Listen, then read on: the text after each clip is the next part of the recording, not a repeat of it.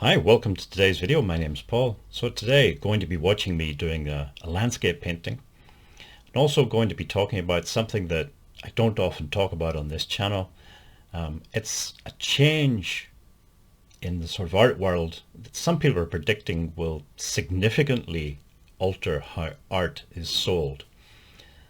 I don't know if that's really true or if it's just hype, but anyway, what they're talking about is technology.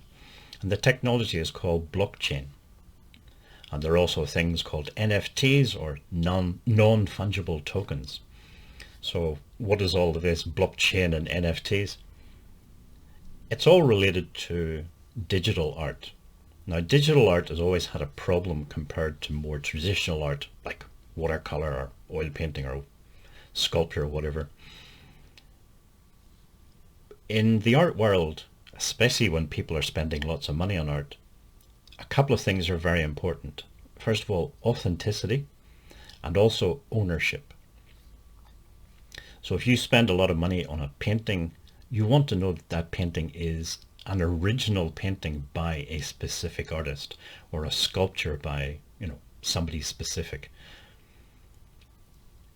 With traditional art, there are ways of trying to prove. You're always going to have problems of forgeries, but in general, you can have a degree of certainty. But with digital art, there was zero certainty. Digital art is basically just a computer file, and computer files can be copied and distributed quite easily. So how do you know that the computer file that you own, that you paid for, was the one that was originally created by the artist? And also, how do you prove that you are the rightful owner of the original computer file? So that's where these technologies, especially the blockchain, sort of comes in. And you can think of blockchain as a kind of virtual ledger. And once you put information into this ledger, it is very difficult for other people to come along and to falsify that information or to change it in some way. So now you can have some degree of certainty about whether or not this computer file is the original file created by the artist. And you can also then, if somebody buys that computer file, you can then prove that they are the rightful owner of that original file. So the blockchain is solving some of the problems that have held back digital art in the past. Now, in terms of whether or not this is going to be a major change in the art world, I'm not sure. I think digital art is always going to be, like any form of art, it's going to be a niche type of thing. There'll be some people who are attracted to it and maybe want to buy it, but there'll also be a lot of people who have no interest and maybe even don't like digital art. So yes, it will change the art world, but it's not going to completely change it. It's not going to revolutionize it to the point where traditional painting is no longer valuable or collected by anybody. There are some good things about this change, though. Some things that I think will be good. First of all, the people who are collecting digital art are, in some cases, they're people who would not have collected traditional art. And I think it's always a good thing if new people are coming into the art world and starting to collect art and enjoy art. I don't see that as a bad thing.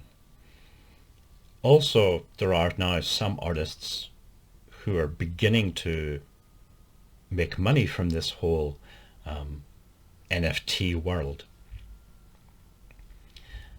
And again, I think this is a good thing if artists are able to create art and to make it financially viable for them to continue creating art. I don't see that as a bad thing. I think that's a good thing as well.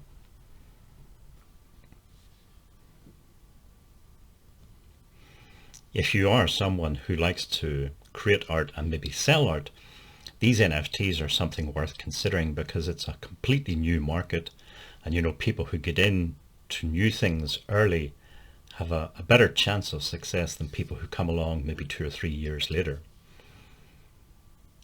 Okay, this is a scan of the final painting. It's not one of my best paintings. It's not one of the worst. On the other side of this painting is one of my worst paintings. One of the things about painting in watercolor, so if you're an oil painter, for example, and you paint something, you don't like it, before it dries, and it does take a while to dry, you can always scrape the paint back and paint over it. Acrylic painters maybe can't scrape it off, but you can at least paint over things to some extent. Watercolor, you can't do either of those things. You can't scrape it off, and you can't really paint over a watercolor painting with more watercolor. But what you can do is flip the paper over and paint on the back, and that's what I did here. Watercolor paper is quite expensive, so I don't like to waste it. I feel as though it's a waste. If I do something on one side, I don't like it, what am I going to do? Just put it in a cupboard somewhere or throw it away? I'd rather just flip the paper over and have another go. It's practice, you know. You get better at art by practicing, by doing it. Okay, if you'd like to subscribe, just click on the big red button below, and hopefully see you in the next video.